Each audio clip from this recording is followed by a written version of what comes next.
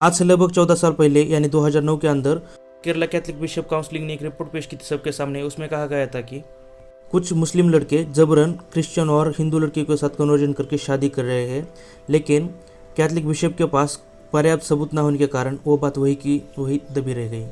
लेकिन कुछ दिनों बाद उसी साल 29 सितंबर को और एक केस आता है कोर्ट के अंदर, जिसमें कि दो लड़के होते हैं। एक का नाम शाहीन शाह है और दूसरे का नाम सिरोजुद्दीन है। ये दोनों लड़के मेडिकल कॉलेज के छात्र होते हैं और उनके ऊपर आरोप लगता है कि इन्होंने दो लड़कियों को जबरन कन्वर्जन करके शादी की है, यानी वो लव का मामला था। तो केरला के हाई कोर्ट के जज, जिनका के नाम जस्टिस के टी शंकरन है, वो वहाँ के डीजीपी को एक आदेश देते हैं कि जाके छानबीन करो इस केस की, क्या कुछ मिलता है और क्या कुछ नहीं।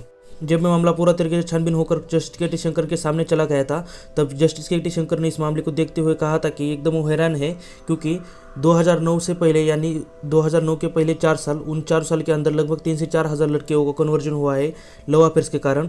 और इसमें सबसे ज़्यादा अगर पुलिस की रिपोर्ट्स में देखा जाए तो कंप्लीटली मेंशन है कि नेशनल डेमोक्रेटिक फ्रंट यानी एनडीएफ और कैंपस फ्रंट जैसे बड़े बड़े ऑर्गेनाइजेशन इसके अंदर शामिल है। और ये अलग अलग शहरों के कॉलेज के अंदर के कैंपस की लड़कियों को इसके कोलैबोरेशन करके यूज़ करते हैं, उनको बहला के फुसला के उनका कन्वर्जन करते हैं। और ये जो संस्था है यानी ये जो रैकेट्स है पूरे तरीके से कन्वर्जन करने का है, वो लगभग 1996 से काम कर रहे हैं और ये पूरी तरीके से हिंदू और क्रिश्चियन लड़कियों को कन्वर्जन करते हैं। ये खुद कोर्ट ने कहा है। और लगभग ऐसा ही एक सेम केस एक महीना पहले कर्नाटक हाईकोर्ट के अंदर चल रहा था। तारीख थी 21 अक्टूबर 2009 की, जिसमें कि सेल्वराज उसकी बेटी सिल्जाराज, तो सेल्वराज ने कहा था कि मेरे बेटे को जबरन कन्वर्जन करके मुस्लिम लड़के के द्वारा जबरन कन्वर्जन करके उसके साथ शादी की है और मेरे लड़के को कर्नाटक के चामराजनगर से उठाकर केरला लेकर गया है इस्लाम की पढ़ाई कराने के लिए। तो फिर कोर्ट ने ऑर्डर दिया वहाँ के डीजीपी को और एक वहाँ पर एसआईटी गठित की कोर्ट ने, और कोर्ट ने वहाँ की एसआईटी को रिपोर्ट मांगी। तो फिर रिपोर्ट के अंदर जो बातें निकल कर सामने आई तो उससे कोर्ट काफ़ी हैरान था। और ये एक शॉकिंग वाली बात है। जो लोग कहते हैं कि लव जिहाद एक छूट है, तो उन लोगों को ज़रूर अभी ये सुनना चाहिए कि एग्जैक्टली हुआ क्या था। और उसके साथ साथ कोर्ट की तरफ से ये भी कहा गया था कि और ऐसा कोई लव जिहाद का मामला है तो चेक करो और उसकी भी एसआईटी रिपोर्ट हमारे सामने पेश करो। तो एसआईटी अपनी रिपोर्ट पूरी करने के लिए लगभग 13 नवंबर 2009 को 24 सीआईडी टीम को बुलाती है और उनको आदेश देती है कि हर एक डिस्ट्रिक्ट के अंदर जाकर आप जितने भी मिसिंग लड़कियों के केसेस है उनकी जड़ से पूरी छानबीन करो और जो कुछ भी निकल के एविडेंस सामने आते हैं हमारे सामने पेश करो। तो यह एसआईटी अपनी रिपोर्ट पूरी कंप्लीट करके जो चीफ जस्टिस है कर्नाटक हाई कोर्ट के, जिनका के नाम जस्टिस के श्रीधरन राव है और दूसरे जस्टिस थे रवि मलिमात, उनके सामने रखती है। तो उस रिपोर्ट के अंदर पूर्ण तरीके से मेंशन था कि जो सेल्वराज की बेटी है सिल्जाराज, उस बेटे ने खुद कहा है कि उसने जो शादी की है वो स्वेच्छा से की है उस मुस्लिम लड़के के साथ, जो मुस्लिम लड़के का नाम है अक्षर, उसके साथ स्वेच्छा के साथ शादी की थी, उसके साथ कोई भी ज़बरदस्ती नहीं की गई है। तो ये पूरी तरीके से लव जिहाद का मामला नहीं है। और एसआईटी ने और एक रिपोर्ट कोर्ट के सामने पेश की थी।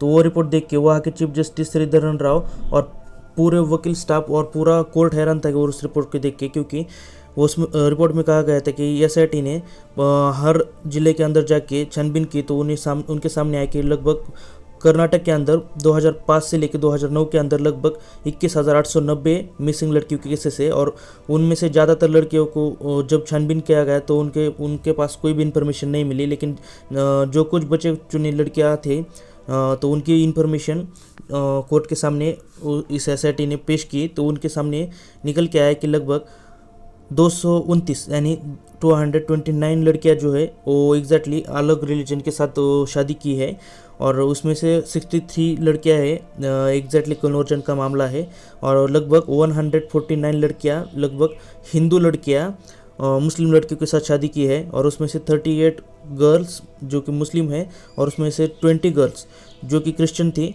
उन्होंने हिंदू लड़कों के साथ शादी की है, हिंदू लड़कों के साथ।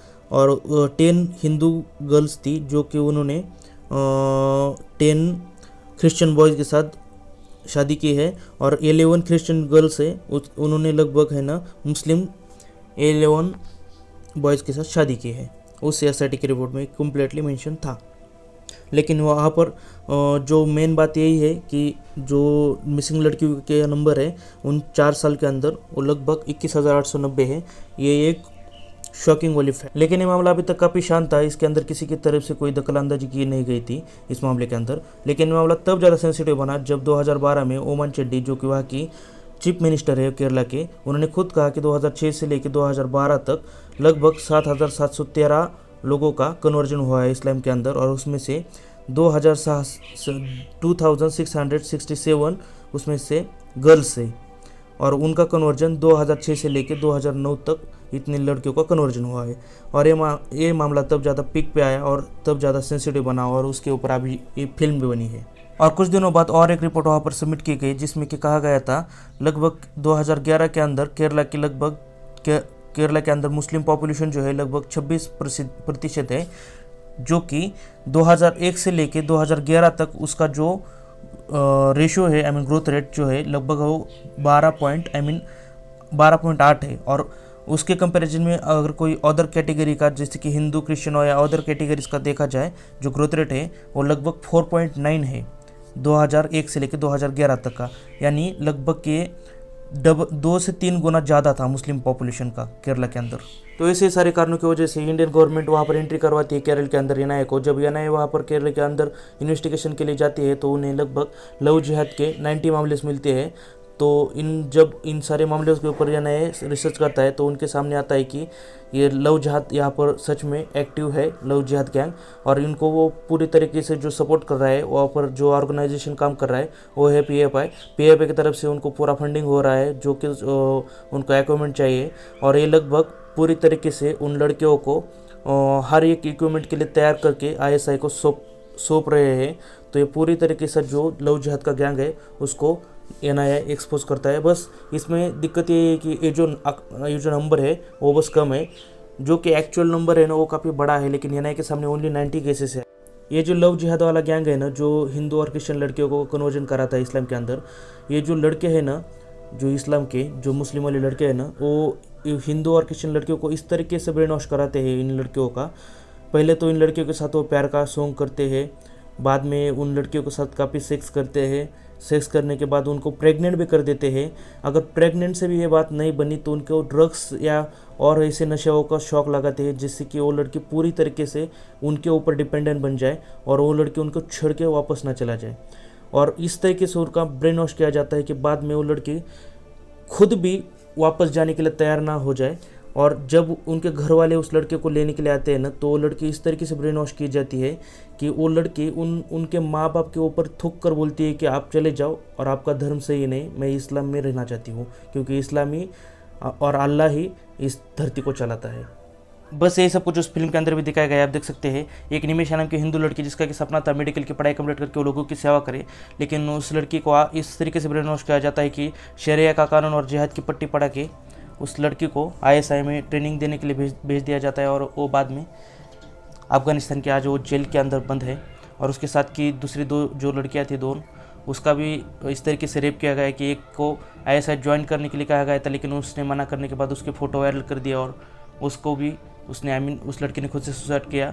और दूसरी लड़की तो आज भी गायब है, वो सामने भी नहीं आती किसी के सामने, वो आने से आजकल बचती है। तो बहुत बुरा हाल है। तो फिर यही से सब कुछ ये जो गैंग है इसको अच्छे तरीके से एक्सपोज किया गया इस मूवी के अंदर। और जो 32,000 का आंकड़ा है वो आंकड़ा भी काफ़ी सीरियसली बहुत बढ़ जाता है, क्योंकि ये आंकड़ा काफ़ी छोटा है मेरे हिसाब से। क्योंकि आप देख सकते हैं मैंने जितने स्टार्टिंग में आपको एविडेंस दिखाया उसको अगर कैलकुलेट किया जाए तो काफ़ी आंकड़ा बड़ा हो जाता है। आप खुद कैलकुलेट करना और सच में बच के रहना, क्योंकि कौन किस तरीके से ब्रेन वॉश कर रहा है कुछ समझ नहीं आता। और यूट्यूब पे भी बहुत सारे लोग हैं, जो कि मैं नाम नहीं लेना चाहूँगा, लेकिन बहुत सारे लोग गलत तरीके की इन्फॉर्मेशन बता रहे हैं, काफ़ी बड़े बड़े यूट्यूबर हैं। Thank you for watching me and please subscribe.